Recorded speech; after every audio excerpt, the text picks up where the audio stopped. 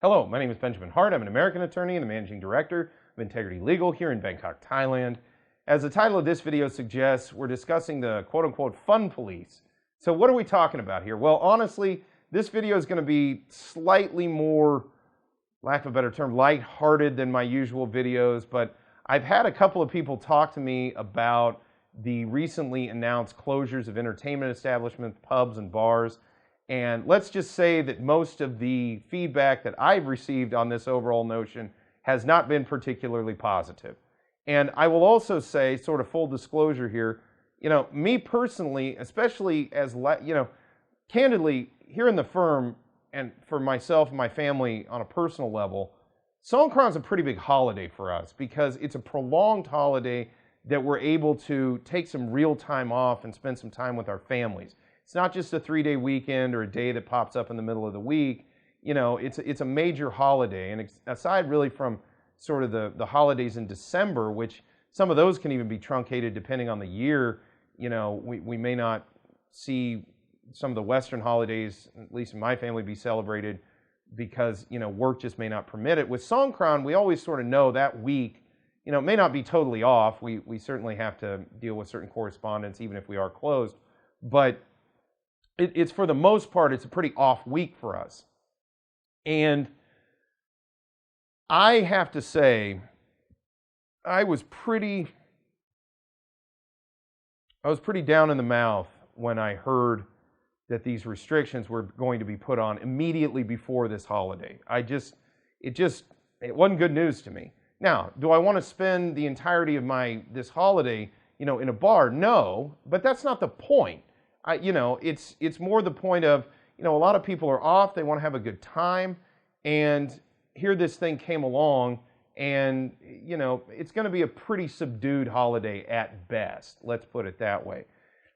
Which brings us to the title of this video. I'm not trying to be snarky or sarcastic with this, but, the content in some of the publications that we've been reading on this topic, there was really no other real label. And I was sitting in here with a client and we were reading I was reading the print edition and this client was sitting here and we were kind of talking about it. One of the Thai attorneys was in the office. And when we read the excerpt I'll get to in a minute, one of the Thai attorneys, and every once in a while, obviously a lot of our Thai legal staff is not native fluent in English. And so every once in a while though, they'll say something in English that just hits the situation, seems to hit it right on the head. It's sort of on the nose in a humor sense. And, the gal in our office was sort of listening to us and we were sitting there talking about this. And when I was reading through this excerpt and she kind of said, well, it just sounds like it's the fun police. And we'll get to that in a minute. And yeah, if you look at it from a certain angle, it could be viewed that way. So a recent article from the Bangkok Post print edition, and this is Saturday, April 10, 2021. We were actually doing some stuff in the office here earlier this morning. The article is titled, "Bars, Pubs Closed for a Fortnight."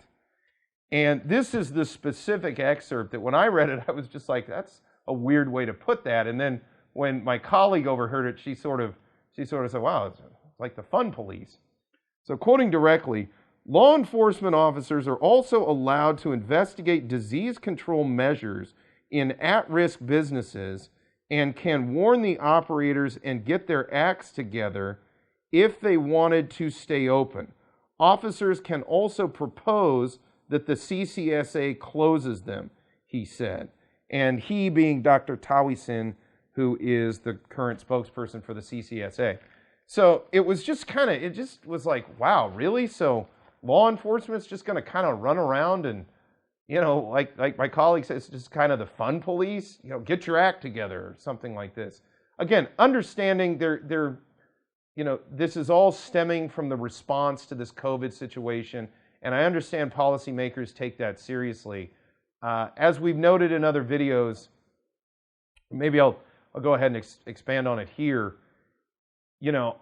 I've got a lot of clients that I'm not sure are going to survive this one.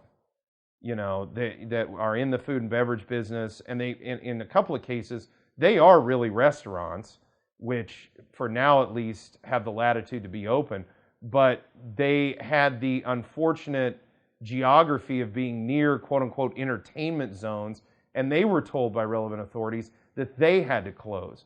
So, my point is I'm looking at this from the economic side of things, where it begs the question, is anything going to be in the entertainment zone, in the entertainment sector in 2 weeks? Because, this is the third time. I mean, we go back into June, July, when there was just a full-on lockdown. Months went by with very little economic activity. Then, when things really were just starting to turn around, we got to International New Year, and they were shut down again. At just the moment where you would see a spike in revenue for these entertainment businesses, bars, even restaurants, which are being adversely impacted by this latest round of lockdown, it begs the question, are they going to come back? And I don't know if they will. And then now on top of it, you've got this, for lack of a better term, fun police walking around, wanting everybody to get their act together, or be closed. I mean, that's just a recipe for, in my opinion, some real problems. Because how can you really run a business that way if you've got all kinds of, for lack of a better term, sort of nanny minders, running around nitpicking everything you're doing in your business, and then on top of it being constantly afraid that they're just going to shut you down completely, sort of almost out of the blue.